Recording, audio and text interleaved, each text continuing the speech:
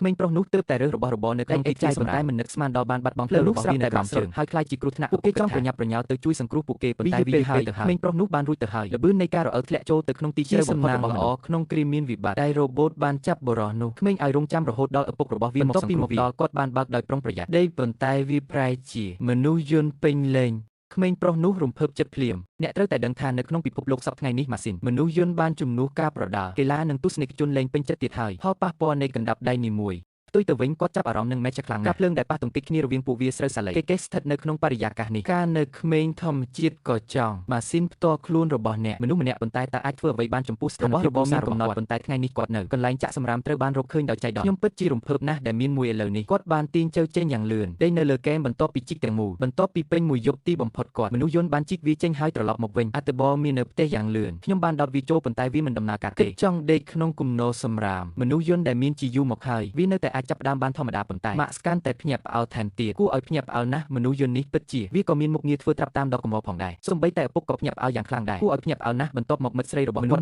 ់បានគេផ្ដល់ឧបករណ៍បញ្ជាពីចម្ងាយហើយបានបន្តទៅមុខទៀតដោយរបៀបណាសម្រាប់អ្នកដែលលេងហ្គេមញឹកញាប់សម្រាប់ Mark វាក៏សាមញ្ញណាស់ដែរនៅ Live Max ប្រើកាំភ្លើងបាញ់ទឹកសម្អាតរាងកាយមនុស្សយន្តស្នាមប្រឡាក់ប៉ុន្តែភ្លាមនោះគាត់តែខ្ញុំបានកត់សម្គាល់ឃើញអ្វីខ្លះទ្រូងរបស់មនុស្សយន្តអក្សរអង់គ្លេសមួយខ្សែអាដាមនោះជាឈ្មោះរបស់គាត់យ៉ាងច្បាស់ព្រះបន្ទូលនោះហើយបន្ទាប់មកទ្រង់បានយកអាដាមពួកគេបានរកឃើញឪពុករបស់នាងហើយចង់ឲ្យគាត់ចូលរួមក្នុងការប្រកួតរ៉ូបូតអាចទោះជាយ៉ាងណាក៏ដោយឪពុករបស់គាត់បានបដិសេធគ្រាន់តែដោយសារតែវាជាឧបករណ៍ចម្លងជំនាន់ទី2មនុស្សយន្តត្រូវបានរចនាឡើងដើម្បីប្រើវាសម្រាប់ការប្រយុទ្ធអនុញ្ញាតឲ្យគាត់ទៅប្រដាល់ពិតជាគួរឲ្យអស់សំណើចណាស់ក្មេងធំប៉ុន្តែ Max មិនបានធ្វើទេគាត់យល់ស្របនឹងគំនិតរបស់ឪពុកគាត់ខ្ញុំតែងតែមានអារម្មណ៍ថាអាដាមមិនមែនជាម៉ាស៊ីនមនុស្សយន្តនេះគាត់ហាក់ដូចជាអាចយល់ពីអ្វីដែលពួកគេកំពុងនិយាយលាក់បាំងជាមួយនឹងសក្តានុពលដ៏ធំធេងមួយចំនួនគាត់បានរកឃើញឪពុករបស់គាត់ម្ដងទៀតខ្ញុំបានអង្វរគាត់ឲ្យជួយខ្ញុំណាត់ជួបនៅក្នុងការប្រកួតប្រឈមមុខនឹងកូនប្រុសរបស់គាត់បន្ទាប់ពីអង្វរឥតឈប់ឈរទីបំផុតឪពុកក៏បានពួកគេនៅតែជ្រើសរើសសម្របសម្រួលជាមួយគាត់បានទៅប្រទេសប្រដាល់របស់មិត្តគាត់ខ្ញុំនឹងបង្ហាញគាត់ថាវាយ៉ាងម៉េចតើប្រដាល់ពិតប្រាកដជាអ្វីមនុស្សយន្តនេះខ្ញុំចង់ធ្វើឲ្យគាត់ដឹងពីការលំបាកនៅទីនេះ Max បានឃើញពិភពលោកមនុស្សយន្តដ៏មានឥទ្ធិពលបំផុតនៅក្នុងសកលលោកគាត់គ្រាន់តែត្រូវការចលនាមួយដើ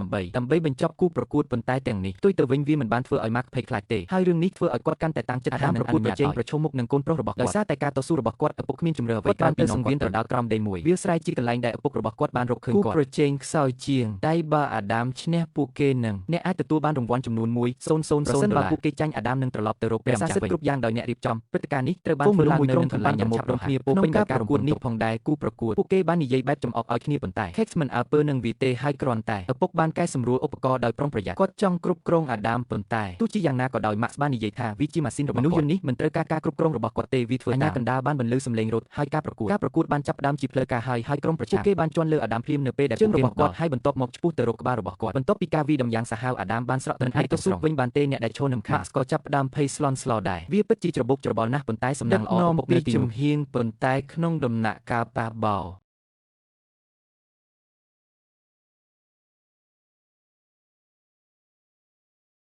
ម៉ាក់មិនចាប់អារម្មណ៍ទេហើយនិយាយថាគាត់មិនត្រូវការជំនួយទេហើយក្នុងករណីនោះបន្ទាប់ពីធ្វើតាមការណែនាំរបស់ឪពុកគាត់ពេលវាធ្លាក់ចូលបាតខ្យល់ត្រូវបានគូប្រកួតទប់ទល់ការកិត្តឆ្កួតការចូលរួមលើកដំបូងម៉ាក់ដែលក៏បានចូលរួមក្នុងការប្រកួតនេះខ្ញុំមានអារម្មណ៍ច្របូកច្របល់បន្តិចហើយមិនដឹងថាការរ៉ូបូតនេះជាសំណាងល្អអាស៊ីនៅពេលដែលវានិយាយអំពីការហ្វឹកហាត់មនុស្សយន្តនោះគឺធន់ខ្លាំងវាច្រើនដងជាប់គ្នាគ្មានអ្វីលេចឡើងទេបន្ទាប់ពីត្រូវបានវាប្រហារការផ្លាស់ប្ដូរគឺចាំបាច់ប៉ុន្តែគ្រាន់តែរងការវាយតែមួយវិនាទីដោយឃើញថានៅមានពេលវេលា30វិនាទីចុងក្រោយពេលនេះធ្វើឲ្យ Wolfman ភ័យស្លន់ស្លោយ៉ាងខ្លាំងចាងអ្នករៀបចំបានរៀបចំសម្រាប់គាត់ច្បាប់គឺថាដរាបណាវាស្ថិតនៅក្នុងច្បាប់ប្រសិនបើអ្នកមិនចាញ់ក្នុងរយៈពេលកំណត់ទេនោះទោះបីជា Adam ឈ្នះក៏ដោយភ្លាមនោះអាដាមត្រូវបានគេដាល់អ្នកមើលបានដួលទៅលើដីហ្វូងមនុស្សបានផ្ទុះឡើងភ្លាមដោយក្តីរំភើបនៅពេលដែលការរាប់ថយក្រោយបានចាប់ផ្ដើមការប្រកួតជិតដល់ទីបញ្ចប់ហើយម៉ៃស៊ីបានបដិសេធមិនព្រមចុះចាញ់ហើយបានស្រែកហៅឲ្យអស់សង្ឃឹមអាដាមពេលកំពុងកាងក្រោមការហៅជាបន្តបន្ទាប់អាដាមបានធ្វើត្រាប់តាមព្រះពុទ្ធបានឮសំឡេងហៅនោះស្រាប់តែគាត់បានក្រោកឈរឡើងនៅពេលដែលការរាប់ថយក្រោយចាប់ផ្ដើមការប្រកួតជិតដល់ទីបញ្ចប់ហើយម៉ៃស៊ីបានបដិសេធមិនព្រមចុះចាញ់ហើយបានស្រែកហៅឲ្យអស់សង្ឃឹមអាដាមក្រោមការហៅទូរស័ព្ទជាបន្តបន្ទាប់អាស៊ីពេលដែលវាហាក់ដូចជាខ្ញុំបានឬការហៅទូរស័ព្ទនោះក៏លឺតែក្រោកឈរឡើងឪពុកមិនអាចជឿថាពួកគេពិតជាពួកគេបានឈ្នះការប្រកួតនោះជាភាពតាក់ទាញនៃប្រដាល់កន្លែងដែលអំណាចស្ថិតហើយដូច្នេះពួកគេបានឈ្នះ$1000ប៉ុន្តែគូប្រជែងរបស់គាត់គឺខ្លះខ្ញុំមិនយល់ស្របទេឪពុកបានបង្ហាញថាគាត់ចង់លេងមួយជុំទៀតគាត់ចង់យកលុយហើយចេញទៅប៉ុន្តែកូនប្រុសរបស់គាត់បានយល់ព្រមដោយមិនស្ទាក់ស្ទើរគូប្រជែង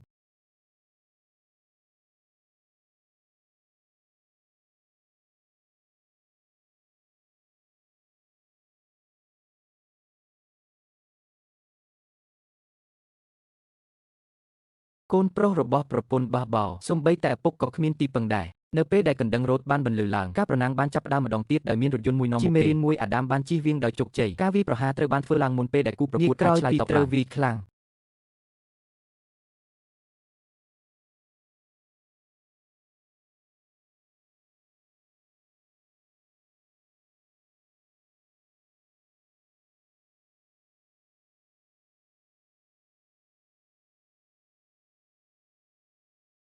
គាត់បានទិញផ្ទះនោះប៉ុន្តែគាត់ក៏សុខចិត្តលេងល្បែងស៊ីសង្រៃហើយបញ្ជាឲ្យពួកគេបេវ័នអ្នកងារម្នាក់ទៀតកំពុងចាក់ចេញបុគ្គលនោះបានរកឃើញអ្នកទទួលខុសត្រូវហើយបានអញ្ជើញគេបានទៅសង្វៀនប្រដាល់សម្រាប់ការប្រកួតល្បែងនេះប្រសិនបើអ្នកឈ្នះអ្នកអាចទទួលបាន2000យន់ម៉ាក់ស្មិនបានដេកលក់នៅយប់នោះទេវាមិនមែនអំពីការយល់ដឹងទេប៉ុន្តែអំពីការសិក្សាប្រសើរឡើងនៅផ្នែកហើយដូច្នេះគាត់បានធ្វើការពីយប់រហូតដល់ព្រឹកអស់ណាស់ពឹងផ្អែកលើភេសជ្ជៈបើកម្លាំងដើម្បីឆ្លងយ៉ាងណាមិញឥឡូវនេះគាត់ត្រូវការនរណាម្នាក់ដែលអាចធ្វើឲ្យគាត់តន្ត្រីដ៏រំភើបអ្នកពិតជាស្រស់ស្អាតណាស់អ្នកពិតជាស្រស់ស្អាតណាស់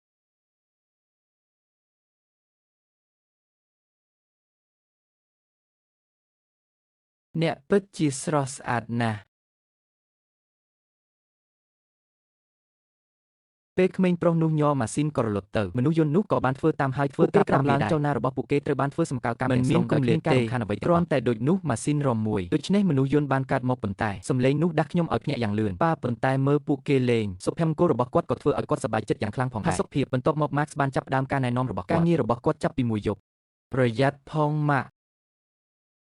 គាត់បាននិយាយថាអាដាមឥឡូវនេះអាចប្រើសម្លេងរបស់គាត់បានហើយការគ្រប់គ្រងដោយសម្លេងមិនត្រូវការឧបករណ៍បញ្ជាប្រតិបត្តិការដ៏លំបាកឪពុកក៏ឃើញសង្ឃឹមភ្លាមដែរដូច្នេះនៅថ្ងៃបន្ទាប់កូនប្រុសពូចកបានចាប់ផ្ដើមនៅពេលព្រឹកព្រលឹមបណ្ដោះបណ្ដាលអាដាមឲ្យស្គាល់រាល់ចលនាគ្រប់រចនាប័ទ្មហើយអាដាមមិនបានធ្វើឲ្យគាត់ខកចិត្តទេរងចាំបន្តិចទៀតយើងនឹងយករបស់ពូចកមកសកម្មភាពទាំងអស់ត្រូវបានបញ្ចូលទៅក្នុងប្រព័ន្ធនៅចំកណ្ដាលគ្រាដ៏លេចធ្លោរបស់ពួកគេពិធីនេះចាប់ផ្ដើមជាផ្លូវការក្នុងអំឡុងពេលអាជីពប្រដាល់របស់គាត់អាស៊ីនៅពេលដែលវាតែងតែកើតឡើងដោយគ្មានការភ្ញាក់ផ្អើលណាមួយឡើយគូប្រកួតរបស់ពួកគេហើយទទួលបានជ័យជំនះជាច្រើនរាល់ពេលដែលគាត់ចុះទៅទីលានគាត់ក៏នឹងតោះរំលែងសប្បាយ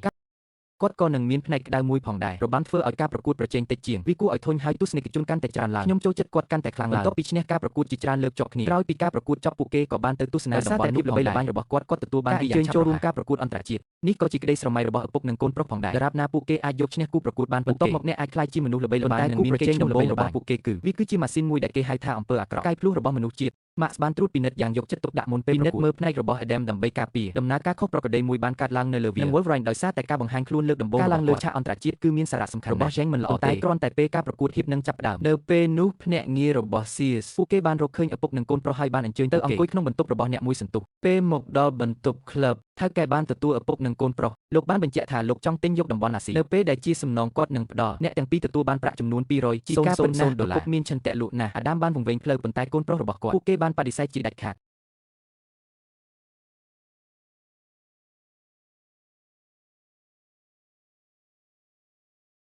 និយាយមកម៉ាក់និយាយរួចក៏ដើរចេញទៅគាត់បានចូលទៅក្នុងបន្ទប់ហើយនិយាយជាមួយឪពុកយើងបានឆ្លុះគ្នាយើងមិនអាចធ្វើអ្វីបានទេគ្មានជំរឿអ្វីក្រៅពីប្រឈមមុខនឹងការប្រកួតនាពេលខាងមុខគាត់ដោយទស្សនិកជនអ្នកទាំងពីរទីស៊ីងចូលបានយ៉ាងខ្លាំងក្លាគ្រប់គ្រងស្ថានភាពបានយ៉ាងល្អទាំងបញ្ជាមានកម្មវិធីបញ្ជាពីរការគ្រប់គ្រងបុគ្គលិកអនុញ្ញាតឲ្យមានភាពជាក់លាក់ជាងមុនធ្វើការវិនិច្ឆ័យដោយផ្អែកលើស្ថានភាពបន្ទាប់គឺអាដាម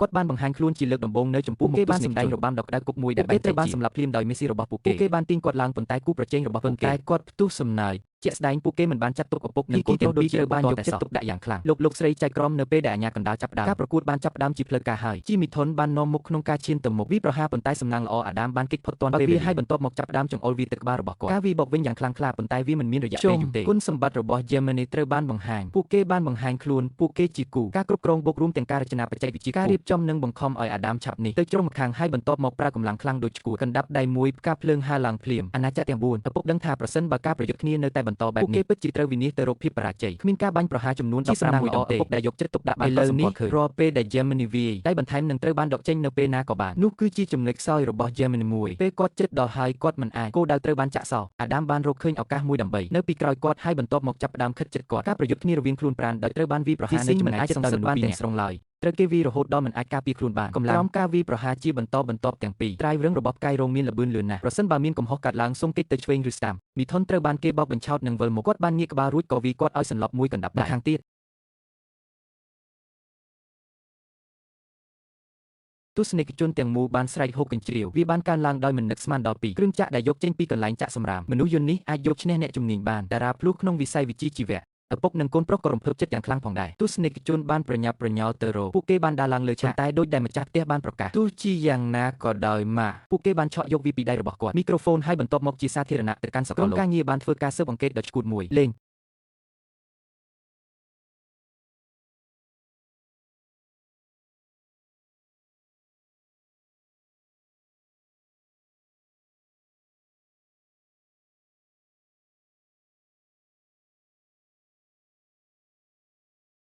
ស៊ូដ៏ខ្ពង់ខ្ពស់និងខ្លាំងក្លាក្រុមនោះបានចុចម្ខាងភ្លាមហើយមូលហេតុដែល Mac ចំអកគាត់បែបនោះគាត់ចំអកគាត់ព្រោះគាត់ចង់រំលងគូប្រកួតបន្ទាប់នឹងប្រកួតប្រជែងដោយផ្ទាល់ Sears ហើយចលនារបស់គាត់មានប្រសិទ្ធភាពហើយវាដំណើរការអ្នកយកព័ត៌មានជាច្រើនបន្ទាប់ពីការប្រកួតត្រូវបានរារាំងនៅ Sears Club ច្រកចូលបានរំខានដល់ជីវិតរបស់ពួកគេយ៉ាងខ្លាំងឈ្មោះរបស់ក្រុម Sears ក្រុមនេះស្ថិតនៅក្រោមសម្ពាធពីមតិសាធារណៈ Sears បានជ្រើសរើសប្រយុទ្ធហើយ Sears គ្រាន់តែគាត់បានបង្ហាញវាតាំងពីដំបូងមកម្លេះសម្ពាធខ្លាំ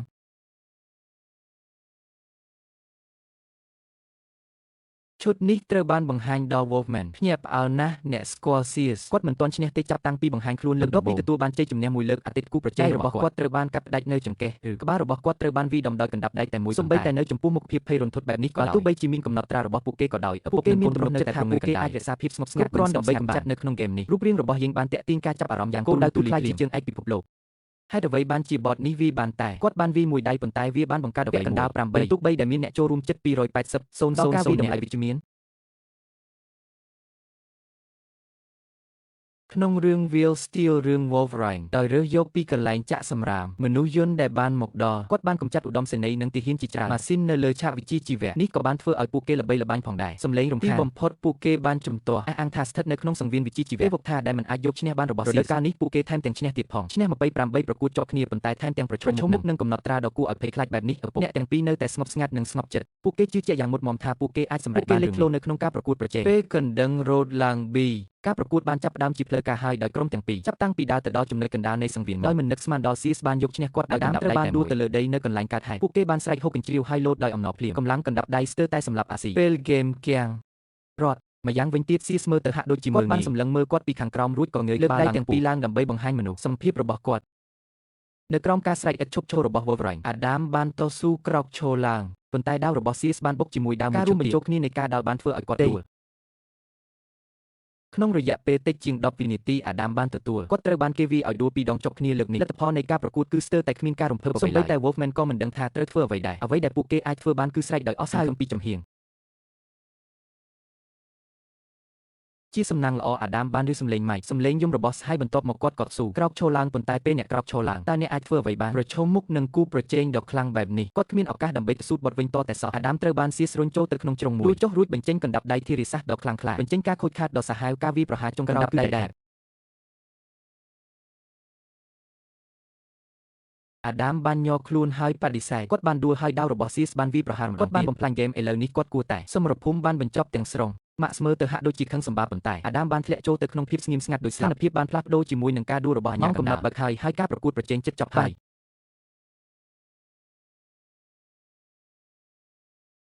យដោយមិននឹកស្មានដល់អាដាមគាត់បានក្រោកឈរឡើងម្ដងហើយទស្សនិកជននៅកន្លែងកើតហេតុមនុស្សយល់ថាវាមិនគួរឲ្យជឿដូច្នេះពួកគេបានចាប់ផ្ដើមប្រមូលផ្ដុំគ្នានៅអាស៊ីពេលមានការលើកទឹកចិត្តអាស៊ីបានក្រោកឈរឡើងនៅពេលអ្នកការពារយ៉ាងតឹងរឹងដោយដៃទាំងពីរផ្អៀងក្បាលរួចរកពេលវេលាត្រឹមត្រូវដើម្បីវាយប្រហារបើការវាយប្រហារលើកដំបូងកណ្ដាប់ដៃនេះស្ទើរតែធ្វើឲ្យ Sears ដួលសន្លប់ខ្ញុំបានវាយប្រហារយ៉ាងខ្លាំងហើយបានបញ្ចប់ដោយការដែលត្រូវគេវាយដំនៅតែអាចសងសឹកបានភ្លាមនោះដើរតាមរាមដៃរបស់ចបពូដោយការអូសមួយសន្ទុះអាដាមចាប់ផ្ដើមសងសឹកយ៉ាងប្រញាប់ប្រញាល់ការវាយលុកបានវាយប្រហារ Sears ហើយភ្លាមនោះគាត់ត្រូវបានវាយអារម្មណ៍ថាខ្លួនឯងមិនសប្បាយជាសំណាងល្អប្រតិបត្តិក៏បានកែសម្រួលទាន់ពេលវេលាបានគេចវាហើយមកដល់នៅពីក្រោយគាត់ហើយបន្ទាប់មកឆ្ពោះទៅរកគាត់កណ្ដាប់ដៃធ្ងន់ឆ្កួតអាដាមអាចត្រូវបានវាយប្រហារដោយអាកម្មប៉ុណ្ណោះប៉ុន្តែ Sears បានលើកខែការពាររបស់គាត់ឡើងគាត់បានវាយបកហើយវាយដៃឪពុកម្ដាយគាត់យ៉ាងខ្លាំងខ្ញុំមិនបានរំពឹងទុកពីសមត្ថភាពសិក្សារបស់គាត់ទេមានអំណាចខ្លាំងពេកខ្ញុំមិនចង់ Sears នៅរដូវកាលចុងក្រោយត្រៀមខ្លួនដើម្បីបញ្ចប់ដោយកណ្ដាប់ដៃធ្ងន់គូប្រកួតប៉ុន្តែមិននឹកស្មានដល់នៅពេលនេះកណ្ដាប់លេងមួយបានបន្លឺឡើងភ្លាមមានតែ Sears ប៉ុណ្ណោះបង្ខំចិត្តដកកណ្ដាប់ដៃធ្ងន់ចេញបន្តទៅតំបន់ដែលនៅសល់ឪពុកនិងកូនក៏ចាប់ផ្ដើមឆ្លោះគ្នាដណ្ដើមយកអាដាមត្រូវបានជួសជុលក្នុងរយៈពេលប៉ុន្មានវិនាទីប៉ុន្តែស្ថានភាពរបស់គាត់ច្បាស់ណាស់ថាស្ថានភាពមិនល្អទេផ្នែកជាច្រើនមាន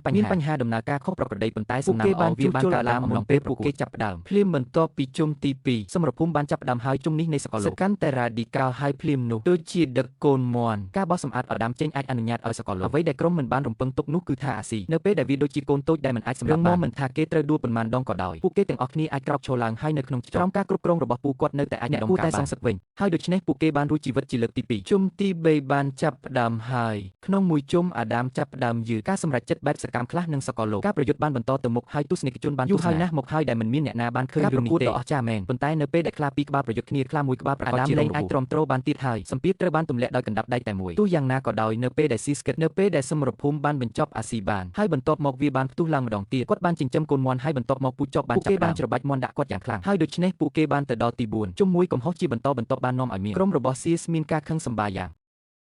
ងហើយដូច្នេះពួកគេបានទៅដល់សារទី4កំហុសជាបន្តបន្ទាប់នៅក្នុងជុំនីមួយបានក្រុមរបស់ស៊ីសត្រូវបានលាងខួរក្បាលយ៉ាងហ្មត់ចត់ដូច្នេះពួកគេឈប់មើលស្រាលសត្រូវរបស់ពួកគេហើយចាប់ផ្ដើមទោះបីជាអាដាមបានចេញទៅក្រៅក៏ដោយការប្រើប្រាស់ភាពរហ័សរហួនដើម្បីគេចពីការវាយត្រូវបានវាយប្រហារប៉ុន្តែផ្ទុយទៅវិញត្រូវបានវាយប្រហារដល់របស់គាត់រួចវាយកណ្ដាប់ដៃធារាសាស្ត្រដោយផ្ទាល់សម្លេងរបស់អាដាមបានខូចឧបករណ៍នេះមិនអាចទទួល Wolf Uncles បានទេបញ្ជាត្រូវបានផ្ដល់ឲ្យដើម្បីឲ្យស៊ីសអាចចាប់ផ្ដើមជិះបានជ័យជំនះត្រូវបានបន្តនឹងវាយបកយ៉ាងប្រញាប់ប្រញាល់ឆ្ពោះទៅរបស់ Wolf Uncle ពោពេញដោយខួរក្បាលគាត់អាចជំនាញប៉ុន្តែគ្មានអ្វីកើតឡើងទេអាដាមបានប្រើវិធីសាស្ត្រអ្វីបន្ទាប់មកនៅពេលដែលរាងកាយចាប់ផ្ដើមជួបបារីវិបត្តិមួយកើតឡើងកណ្ដឹងបានរត់ម្ដងទៀតពូចង់ដកខ្លួនចេញពីការប្រកួតប៉ុន្តែកូនប្រុសរបស់គាត់យ៉ាងណាក៏ដោយកូនប្រុសបានបង្ហាញថាគាត់មានចំណុចពិសេសនៅក្នុងការជួសជុលរបស់អាដាម Max បានផ្ដល់ឲ្យគាត់នៅដើមដំបូងបានដំឡើងប្រព័ន្ធធ្វើត្រាប់តាមដំណើរការម្យ៉ាងទៀតគាត់អាចធ្វើត្រាប់តាមចេះបានសកម្មភាពរបស់ពូបានធ្វើឲ្យគាត់នឹងចៅសមរភូមិចុងក្រោយទើបតែចាប់ផ្ដើម Wolverine គាត់បន្តបដិសេធអារម្មណ៍របស់កូនប្រុសគាត់ប៉ុន្តែនៅពេលដែលពួកគេបានឃើញថាក្រុមរបស់ Sis បានធ្វើវារួចហើយចកត្រូវបានវីដំគឺពូក៏យល់ព្រមដោយស្រួលដូច្នេះគាត់បានចាប់ផ្ដើមធ្វើចំពោះអាដាមការស្លៀកពាក់ចុងក្រោយក